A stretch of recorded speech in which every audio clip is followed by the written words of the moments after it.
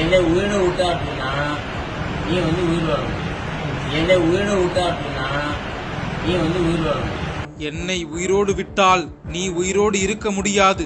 ரயில் நிலையத்தில் மது போதையில் தகராறு செய்த ரயில்வே ஊழியர். நான் வந்து அடி வாங்கிட்டு இருக்கேன், என்னை அடிக்கிறதால நீங்க வந்து தெரியாது. ஆனா ஒரு நிமிஷம் என்னை உயிரை விட்டா அப்படின்னா நீ வந்து உயிர் வரணும். இல்ல